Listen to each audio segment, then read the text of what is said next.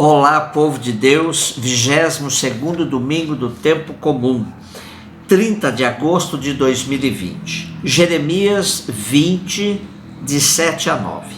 O profeta Jeremias se caracteriza pela sua sinceridade em falar de si mesmo, por meio de um gênero literário chamado confissões.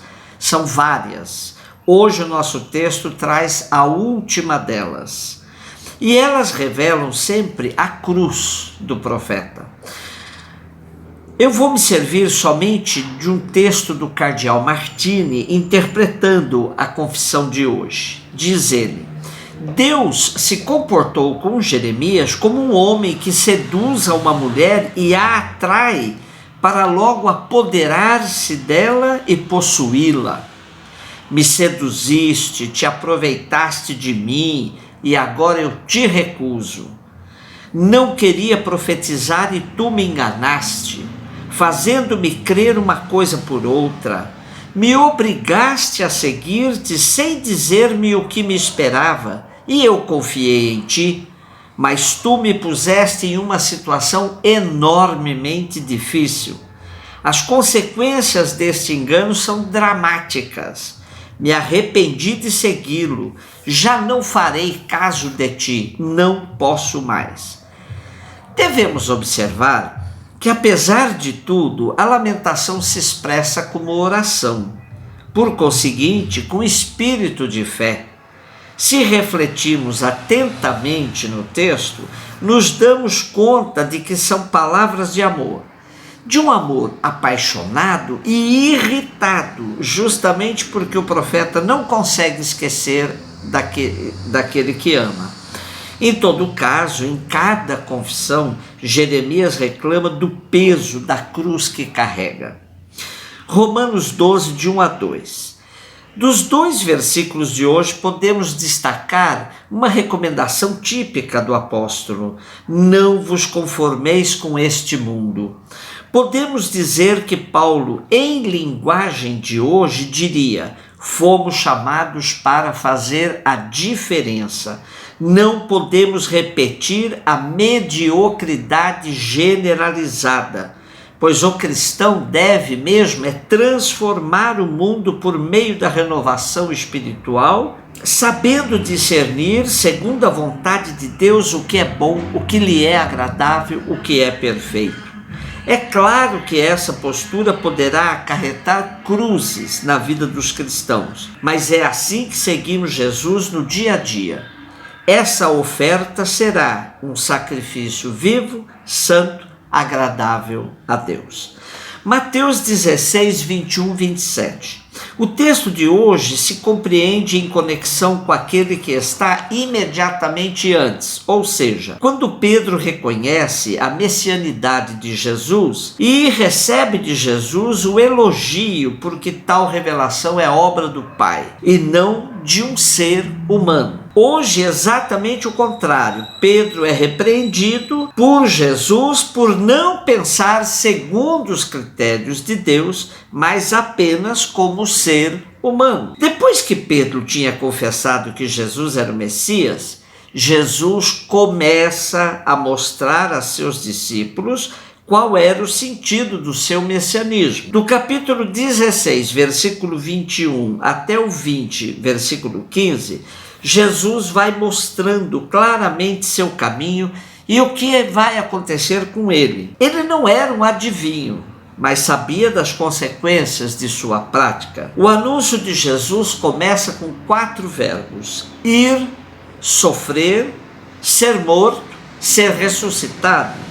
Os 2 primeiros ativos verbos indicam decisões de Jesus. Os 2 últimos são passivos: ser morto pelos homens, ser ressuscitado pelo Pai. Ir para o centro do poder, Jerusalém, e ser assassinado pelos poderes da época. Anciãos, defensores da tradição, fechados em seus julgamentos, sumos sacerdotes, homens que se apresentavam como sagrados, mas totalmente coniventes com os poderosos detentores do poder da época, os escribas, ideólogos do sistema, que usavam seu saber para justificar o status quo. Diante desse anúncio de Jesus, que vai morrer, vai ser morto, Pedro reage e, pela sua reação, Pedro deixa claro que quando disse que Jesus era o Messias, o que ele entendia por isso era o comum da mentalidade da época, ou seja, um messianismo triunfante, glorioso, fruto de uma mentalidade de que Deus é todo-poderoso, de que para Deus nada é impossível. Até nos assustamos com a reação de Jesus, que manda Pedro ir para trás e o chama de Satanás.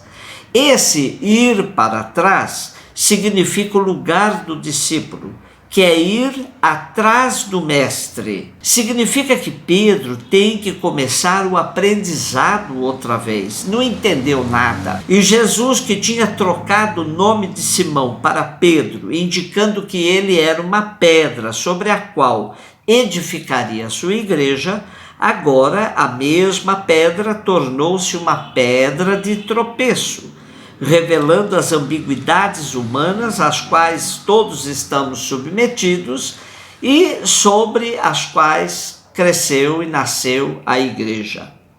A segunda parte do nosso texto de hoje apresenta a proposta de Jesus para quem quer entrar no segmento.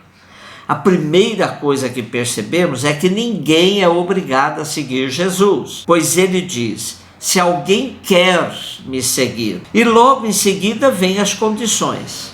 Renuncia a si mesmo. É a primeira. Por muito tempo tivemos uma compreensão distorcida dessa renúncia, pois a entendemos como uma anulação de nós mesmos. Desta forma, o cristianismo passou a ser identificado como uma religião triste, ou melhor, de entristecidos. A alegria era vista como uma dispersão e mundanismo. Ser piedoso significava entortar o pescoço, ficar com os olhos semiabertos e com um semblante de quem está num velório. A renúncia que Jesus propõe é a capacidade de relativizar todas as posses, as coisas materiais, pois elas nos confundem no segmento e se transformam em verdadeiros ídolos na vida da gente. É o mesmo espírito do ninguém pode servir a dois senhores, Deus ou o dinheiro. Depois dessa renúncia, Jesus nos indica o caminho da cruz. Ora, Jesus entendia essa cruz como consequência do seguimento, pois a cruz é sinal do amor sem medidas, amor total, doação de si mesmo. Tudo isso feito com disposição de coração e alegria. Jeremias muitas vezes não entendeu bem assim, esperneou, ficando bravo com Deus, acusando de ter sido seduzido por ele, enganado, e que Deus lhe deu uma cruz mais pesada do que ele estava disposto a carregar. Porém, vemos na vida do profeta que ele assume a sua missão por amor incondicional a Deus. Renunciar a si mesmo, tomar a cruz e assumir o seguimento de Jesus parece uma proposta para poucos, sobretudo numa sociedade como a nossa, que indica exatamente o contrário. O caminho da felicidade hoje é: acumule dinheiro, vá para o shopping, consumir e se locuplete com as coisas materiais. Jesus passa a dar as razões do segmento, que podem ser chamadas também de a lógica da cruz, que é loucura para uns, mas sabedoria para Deus. A primeira razão é essa: quem quiser salvar sua vida vai perdê-la. De fato, para seguir Jesus é preciso dar o valor exato à própria vida, a tal ponto que esse valor não impeça de entregá-la a serviço dos outros. Perder vida por causa de Jesus, ou melhor, orientar a vida pelas causas de Jesus, isto é, vida inteiramente doada, entregue para buscar o bem dos outros. Fazer o bem deve nos fazer bem. Esse encontra, de fato, a vida verdadeira. E qual a razão dessa vida totalmente entregue, totalmente doada? Jesus diz que, Jesus pergunta, que adianta ganhar o mundo inteiro, mas perder sua vida? E quanta gente perde sua vida por causa do dinheiro. Ter muito dinheiro pode iludir uma pessoa que ela é capaz de comprar tudo e todos, inclusive a própria vida. E uma mentalidade acumulativa é sempre insaciável. Quanto mais tem, mais quer. Aí perdemos a nossa vida acumulando e partimos dessa vida sem levar absolutamente nada. Nu viemos, nu voltamos. A glória do Pai anunciada por Jesus no final do trecho de hoje, por tudo que foi dito, não pode ser confundida com glória humana. É de outra natureza e tem sabor de eternidade e não da frugalidade desta vida. Um beijo no seu coração.